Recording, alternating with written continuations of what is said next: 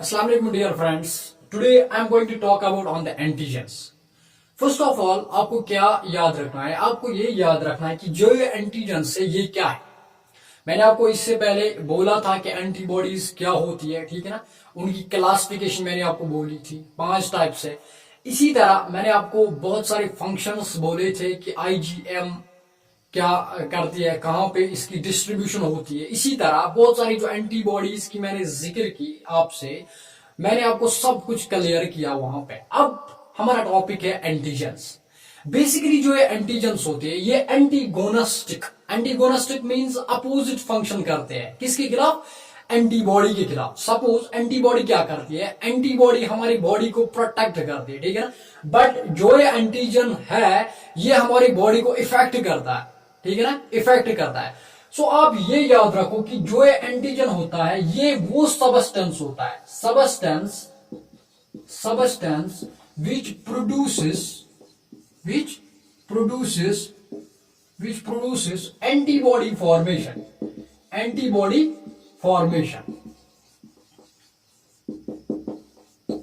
ये वो सबस्टेंस होता है जो हमारी बॉडी में एंटर होता है एंड उसके बाद क्या होता है, उसके बाद हमारी बॉडी एंटीबॉडीज बनाना स्टार्ट करती है। सो एंटीजन क्या होते हैं? एंटीजन होते हैं वो सबस्टेंस जो हमारी बॉडी में एंटर होते हैं, जो हमारी बॉडी में घुसते हैं और उसके बाद क्या होता है, उसके बाद इस एक्शन के खिलाफ एंटीबॉडीज हमारी बॉडी रिलीज करती है। सो आपको ये याद रखना है कि एंटीबॉडीज वो सबस्टेंस एंटीजन वो सबस्टेंस होते हैं जो कि हमारी बॉडी में क्या करते हैं, स्टिमुलेट करते हैं एंटीबॉडी फॉर्मेशन। जब जू ही ये हमारी बॉडी में जाते हैं ये एंटीजेंस एंड उसके बाद क्या होता है, उसके बाद जो एंटीबॉडी होती है एंटीबॉडी बनना स्टार्ट होती है। क्योंकि एंटीबॉडी बनना स्टार्ट क्यों हो रही है? क्योंकि उनको लड़ना है किनके खिलाफ? एंटीजन के खिलाफ। बेसिकली ये क्या होता है, ये एक फॉरेन पार्टिकल होता है। ये इसका ओरिजिन बैक्टीरियल भी हो सकता है।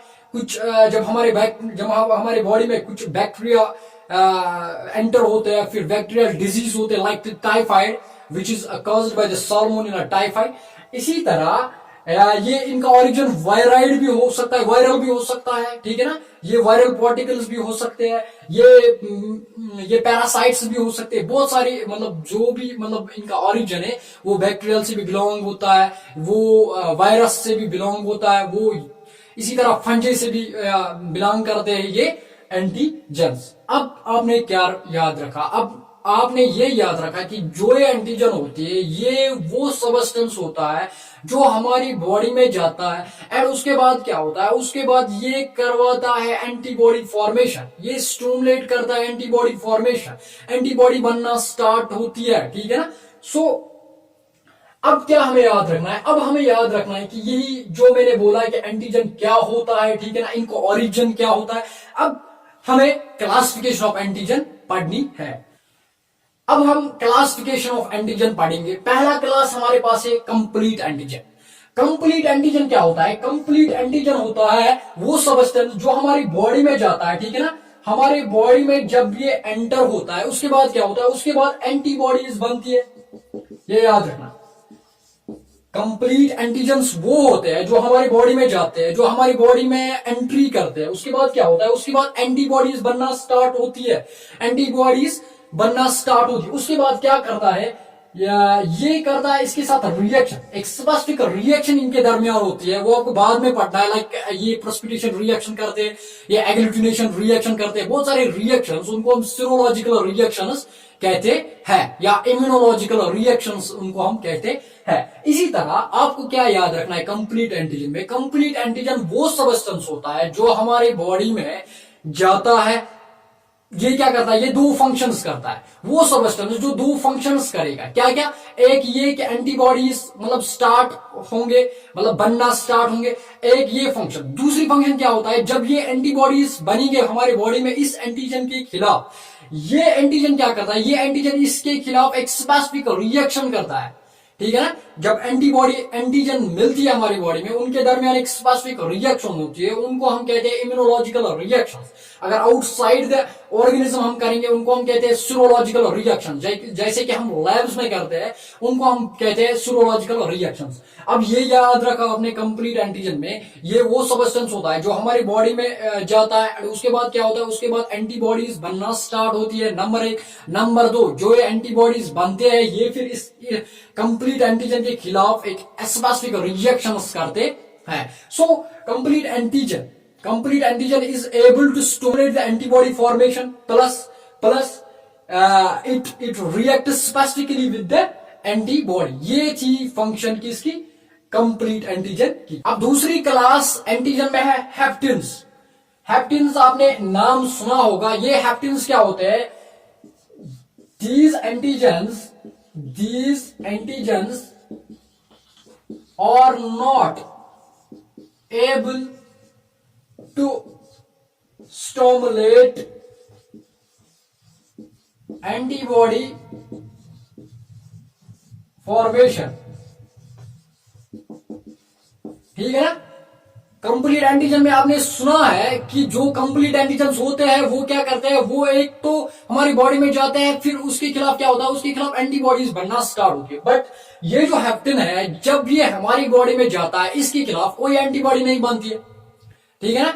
सो ये एंटीजन वो होता है जो हमारी बॉडी में जाता है, इसके खिलाफ एंटीबॉडी स्टिमुलेशन नहीं होती है, एंटीबॉडी प्रोडक्शन नहीं होती है। बट क्या होता है, अगर कोई एंटीबॉडी हमारी बॉडी में होगी तो होगी, ऑब्वियसली हमारी बॉडी में बहुत सारी एंटीबॉडीज होती है, डिस्ट्रीब्यूशन मैंने आपको समझाया था।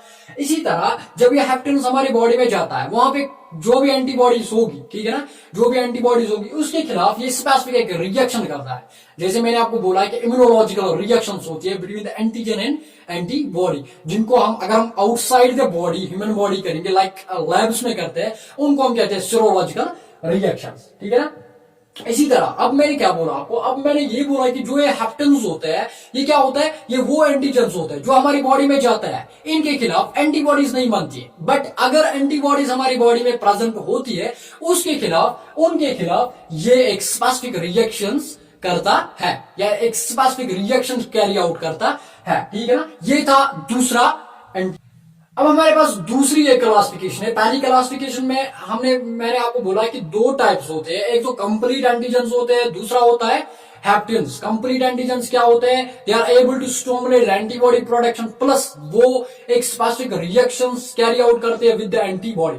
बट जो मैंने आपको बोला haptens, they are not able to stimulate antibody production, but they are able to carry out specific reactions with the antibody. ये थी पहली क्लासिफिकेशन। अब दूसरी क्लासिफिकेशन क्या है, हमारे पास दो टाइप्स और एंटीजन्स है। एक है टी सेल डिपेंडेंट एंटीजन्स। मैंने ये भी बोला आपको कि B cells, T cells, these are the lymphocytes. ठीक है।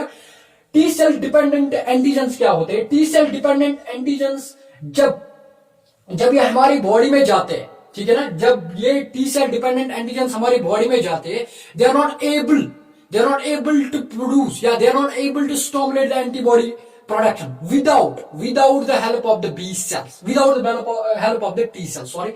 so T cell dependent antigens वो एंटीजेंस होते हैं जो हमारी बॉडी में जाते हैं, but they are not able to stimulate the antibody production. ये एंटीबॉडी प्रोडक्शन नहीं करते हमारी बॉडी में जब तक इनको टी सेल्स का हेल्प नहीं मिलेगा। सपोज आपके पास बी सेल है, ठीक है ना, बी सेल मैंने आपको बोला प्लाज्मा सेल्स होती है, वहां पे प्लाज्मा सेल्स होती है, वो क्या करते हैं, वो एंटीबॉडी प्रोडक्शन करते हैं। बट ये जो एंटीजेंस है, ये हमारी बॉडी में जाते हैं, ये ऐसे ही एंटीबॉडीज प्रोड्यूस नहीं कर सकती, बिकॉज अगर इनको टी सेल का हेल्प नहीं मिलेगा तब तक ये एंटीबॉडी स्टिमुलेशन हमारी बॉडी में नहीं करते हैं।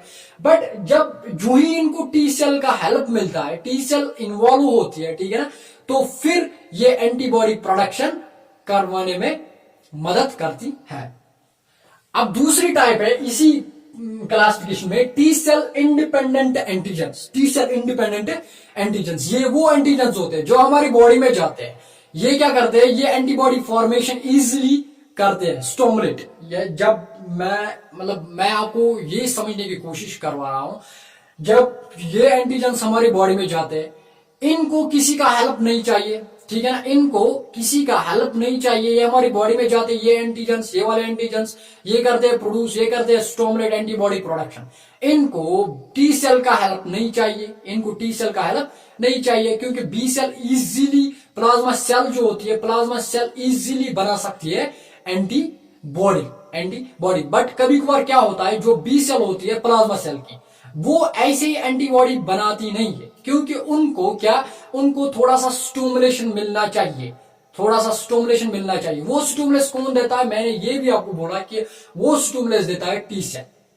बट कुछ एंटीजेंस वो होते हैं जिनको टी सेल का रेस्पॉन्स नहीं चाहिए, ये हमारी बॉडी में जाते हैं, ये इजीली हमारी बॉडी में एंटीबॉडीज स्टिमुलेशन या एंटीबॉडी प्रोडक्शन स्टिमुलेट करते हैं। बट कुछ एंटीजेंस क्या होते हैं जो हमारी बॉडी में जाते हैं, वो ऐसे ही एंटीबॉडीज नहीं बनाएंगे, क्योंकि उनको टी सेल का हेल्प जरूरी चाहिए, उनको हम कहते हैं T cell dependent antigens. And जिनको हेल्प नहीं चाहिए उनको हम कहते हैं टी सेल इंडिपेंडेंट एंटीजन। तीसरी क्लासिफिकेशन हमें पढ़नी है, इसमें हमारा पहला टाइप है जीनो एंटीजेंस। जीनो एंटीजेंस क्या होते हैं, ये वो एंटीजेंस होते हैं जो बिलोंग करते हैं डिफरेंट क्लासेस से, डिफरेंट क्लासेस। सपोज आपका जो एंटीजन होगा उसका ऑरिजिन वायरल भी हो सकता है, वो एक वायरल पार्टिकल हो सकता है, ठीक है ना, वायरस हमारी बॉडी में जाता है, वो एक्ट करता है एज एन एंटीजन। इसी तरह हमारी बॉडी में जाता है बैक्टीरिया, वो एक्ट करता है एज एंटीजन। सो वायरल ये एक अलग स्पीसीज है, बैक्टीरिया ये एक अलग स्पीसीज है। इसी तरह हमारे पास होता है फंजे। सपोज हमारी बॉडी में फंजे जाएगा, ये भी एक एंटीजन एक्ट करेगा। So these are the different species. जब एंटीजन डिफरेंट स्पीसीज से बिलोंग करता है, उन एंटीजन्स को हम कहते हैं जीनो एंटीजन्स। अब दूसरा क्लास है इसमें एलो एंटीजन्स। एलो एंटीजन्स वो एंटीजन्स होते हैं, those antigens which vary within the same species,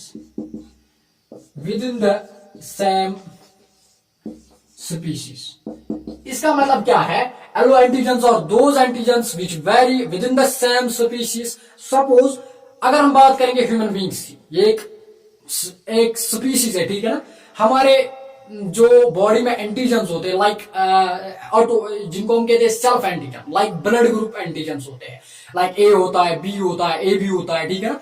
ये जो एंटीजेंस होते हैं हमारी बॉडी में, ये वेरी करते हैं। सेम स्पीशीज है, ह्यूमन बीइंग में सपोज मेरे बॉडी में एंटीजन ए होगी, दूसरी की बॉडी में एंटीजन ए बी होगी, तीसरी की बॉडी में बी एंटीजन होगी। सो सेम स्पीशीज में इन एंटीजन्स ने क्या किया, वेरी किया, ठीक है ना, वेरी किया। जब कोई भी एंटीजन एक ही स्पीशीज में होगी बट वो वेरी करेंगे, एक में एक होगा, एक टाइप होगा, दूसरे में दूसरा टाइप होगा, उन एंटीजन्स को हम कहते हैं एलो एंटीजन। अब हमारे पास तीसरा टाइप है ऑटो एंटीजेंस। ऑटो एंटीजेंस क्या होते हैं, ऑटो एंटीजेंस वो होते हैं those antigens which stimulates antibody production against its own time place. Suppose मेरे आई में एक प्रोटीन है, आई लेंस में एक प्रोटीन होता है, जब वो ब्लड स्ट्रीम में जाता है, ठीक है ना, जब मेरा ये आई लेंस में जो प्रोटीन होता है, जब ये ब्लड स्ट्रीम्स में जाता है, ब्लड स्ट्रीम यानी कि ब्लड में जाता है, फिर क्या करता है, ये स्टिमुलेट करता है एंटीबॉडी प्रोडक्शन। किसके खिलाफ, जहां पे ये रहता था, इसी आई लेंस के खिलाफ। आई लेंस में जो प्रोटीन्स होता है, वो अगर मेरी ब्लड स्ट्रीम में जाएगा, वो करता है एंटीबॉडी प्रोडक्शन स्टिमुलेट, उसके खिलाफ एंटीबॉडीज बनते हैं। बट किसके खिलाफ एंटीबॉडीज बनते हैं, ये जहां पे ये रहता था उसी के खिलाफ, उसी जगह के खिलाफ एंटीबॉडी बनना स्टार्ट करती है। सो ऑटो एंटीजेंस वो एंटीजेंस होते हैं जो अपने डिवेलिंग प्लेस, जो अपनी उनकी स्टाइंग प्लेस होती है, उसके खिलाफ एंटीबॉडीज स्टिमुलेट प्रोडक्शन में हेल्प करता है, उनको हम कहते हैं ऑटो एंटीजेंस। जैसे मैंने आपको बोला एग्जांपल, आई लेंस में प्रोटीन होता है, वो जब ब्लड स्ट्रीम में जाता है, वो क्या करता है, वो इसी जहां पे वो रहता था आई लेंस में, इसी के खिलाफ एंटीबॉडीज बनना स्टार्ट करवाता है। अब लास्ट है इसमें हेटेरोफिलिक एंटीजेंस। हेटेरो आपको नाम से पता चलेगा डिफरेंट। हेटेरोफिलिक एंटीजेंस वो एंटीजेंस होते हैं जो डिफरेंट होते हैं, जिनका स्ट्रक्चर डिफरेंट होता है, जिनकी फंक्शन डिफरेंट होता है, but they seems similar. For example हमारे पास एंटीजन है, ए एंटीजन है, बी एंटीजन, सपोज हमारे पास ए एंटीजन है, बी एंटीजन, इनका जो स्ट्रक्चर है वो डिफरेंट है, इनकी जो फंक्शन है डिफरेंट है, but they seem sometimes as a similar. ये मतलब इंसान को लगता है कि ये सिमिलर है, ठीक है ना। जो ये मतलब ये दिखावा करते हैं कि हम सिमिलर है, वहां से ये फंक्शन में डिफरेंट होता है, स्ट्रक्चर में डिफरेंट होता है। इन एंटीजन्स को हम कहते हैं हेटेरोफिलिक एंटीजन्स। गाइज इसका दूसरा पार्ट आने वाला है, उसमें और एक क्लासिफिकेशन पढ़नी है हमने, एंड हमने पढ़ना है कि कुछ इसकी कैपेबिलिटी, कैसे ये एंटीजन के एंटीबॉडी के खिलाफ रिएक्ट करता है, ये हम सारा उस वीडियो में आप तक पहुंचाएंगे। वो इसका लास्ट टॉपिक होगा, लास्ट पार्ट होगा। उसके बाद हम स्टार्ट करेंगे एंटीबॉडी एंटीजन रिएक्शंस, जिनको हम कहते हैं सीरोलॉजिकल रिएक्शंस, जिसमें हमें बहुत सारे रिएक्शंस पढ़ने हैं। लाइक हमने प्रेसिपिटेशन रिएक्शंस, उसमें हमने पढ़ना है एग्लूटिनेशन रिएक्शंस, बहुत सारे रिएक्शंस पढ़ने हैं वहां पे हमें, उसमें भी बहुत सारा टाइम लगेगा। Guys do my channel subscribe and enjoy the latest videos of my channel. Thank you. Bye.